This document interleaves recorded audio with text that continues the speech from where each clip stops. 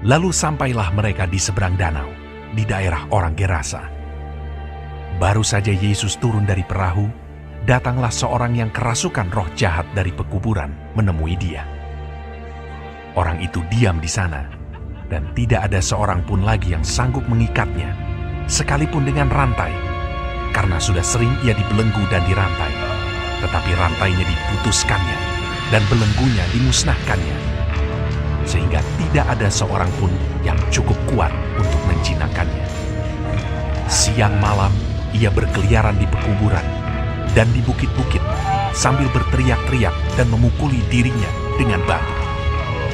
Ketika ia melihat Yesus dari jauh, berlarilah ia mendapatkannya lalu menyembahnya. Dan dengan keras ia berteriak, "Apa urusanmu dengan aku, hai Yesus, Anak Allah yang Maha Tinggi? Demi Allah, jangan siksa aku!" Karena sebelumnya Yesus mengatakan kepadanya, "Hai engkau roh jahat, keluar dari orang ini." Kemudian ia bertanya kepada orang itu. "Siapa namamu?" Jawabnya, "Namaku Legion, karena kami banyak." ia memohon dengan sangat supaya Yesus jangan mengusir roh-roh itu keluar dari daerah itu. Adalah di sana di lereng bukit sejumlah besar babi sedang mencari makan.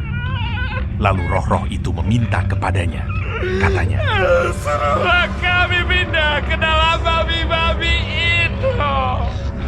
Biarkanlah kami memasukinya." Yesus mengabulkan permintaan mereka. Lalu keluarlah roh-roh jahat itu dan memasuki babi-babi itu. Kawanan babi yang kira-kira 2.000 jumlahnya itu terjun dari tepi jurang ke dalam danau dan mati lemas di dalamnya. Maka larilah penjaga-penjaga babi itu dan menceritakan hal itu di kota dan di kampung-kampung sekitarnya. Lalu keluarlah orang untuk melihat apa yang terjadi. Mereka datang kepada Yesus dan melihat orang yang kerasukan itu duduk, sudah berpakaian dan sudah waras. Orang yang tadinya kerasukan legion itu. Maka takutlah mereka.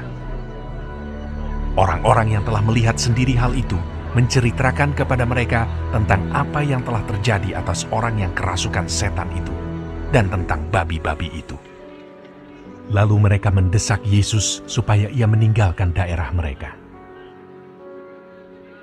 Pada waktu Yesus naik lagi ke dalam perahu, orang yang tadinya kerasukan setan itu meminta supaya ia diperkenankan menyertai dia.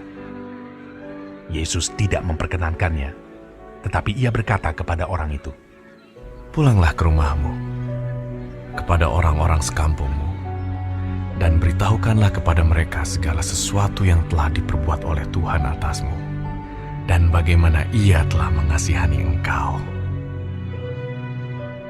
Orang itu pun pergilah dan mulai memberitakan di daerah Dekapolis segala apa yang telah diperbuat Yesus atas dirinya, dan mereka semua menjadi heran. Sesudah Yesus menyeberang lagi dengan perahu, orang banyak berbondong-bondong datang lalu mengerumuni dia. Sedang ia berada di tepi danau, datanglah seorang kepala rumah ibadat yang bernama Yairus. Ketika ia melihat Yesus, tersungkurlah ia di depan kakinya dan memohon dengan sangat kepadanya, "Anakku perempuan sedang sakit, hampir mati. Datanglah kiranya dan letakkanlah tanganmu atasnya, supaya ia selamat dan tetap hidup." Lalu pergilah Yesus dengan orang itu. Orang banyak berbondong-bondong mengikuti dia dan berdesak-desakan di dekatnya. Adalah di situ seorang perempuan yang sudah 12 tahun lamanya menderita pendarahan. Ia telah berulang-ulang diobati oleh berbagai tabib, sehingga telah dihabiskannya semua yang ada padanya. Namun sama sekali tidak ada faedahnya. Malah sebaliknya, keadaannya makin memburuk. Dia sudah mendengar berita-berita tentang Yesus, maka di tengah-tengah orang banyak itu, ia mendekati Yesus dari belakang, dan menjamah jubahnya.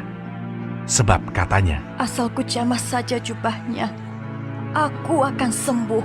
seketika itu juga berhentilah pendarahannya, dan ia merasa bahwa badannya sudah sembuh dari penyakitnya. Pada ketika itu juga Yesus mengetahui bahwa ada tenaga yang keluar dari dirinya. Lalu ia berpaling di tengah orang banyak dan bertanya. Siapa yang menjamah jubahku? Murid-muridnya menjawab, Engkau melihat bagaimana orang-orang ini berdesak-desakan dekatmu, dan engkau bertanya siapa yang menjamah aku. lalu ia memandang sekelilingnya untuk melihat siapa yang telah melakukan hal itu. Perempuan itu yang menjadi takut dan gemetar ketika mengetahui apa yang telah terjadi atas dirinya, tampil dan tersungkur di depan Yesus, dan dengan tulus memberitahukan segala sesuatu kepadanya. Maka katanya kepada perempuan itu, Hai anakku, imanmu telah menyelamatkan engkau. Pergilah dengan selamat dan sembuhlah dari penyakitmu. ketika Yesus masih berbicara, datanglah orang dari keluarga kepala rumah ibadat itu dan berkata, Anakmu sudah mati. Apa perlunya lagi engkau menyusah-nyusahkan guru? Tetapi Yesus tidak menghiraukan perkataan mereka dan berkata kepada kepala rumah ibadat, Jangan takut, percaya saja.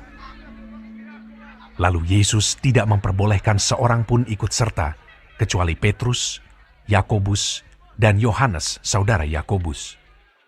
Mereka tiba di rumah kepala rumah ibadat, dan di sana dilihatnya orang-orang ribut, menangis, dan meratap dengan suara nyaring.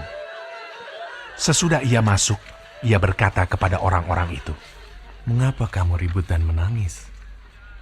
Anak ini tidak mati, tetapi tidur. Tetapi mereka menertawakan dia. Maka diusirnya semua orang itu. Lalu dibawanya ayah dan ibu anak itu, dan mereka yang bersama-sama dengan dia, masuk ke kamar anak itu. Lalu dipegangnya tangan anak itu. Katanya, Talita kum, yang berarti, hai anak, aku berkata kepadamu, bangunlah. seketika itu juga anak itu bangkit berdiri dan berjalan, sebab umurnya sudah 12 tahun. Semua orang yang hadir sangat takjub. Dengan sangat ia berpesan kepada mereka supaya jangan seorang pun mengetahui hal itu. Lalu ia menyuruh mereka memberi anak itu makan.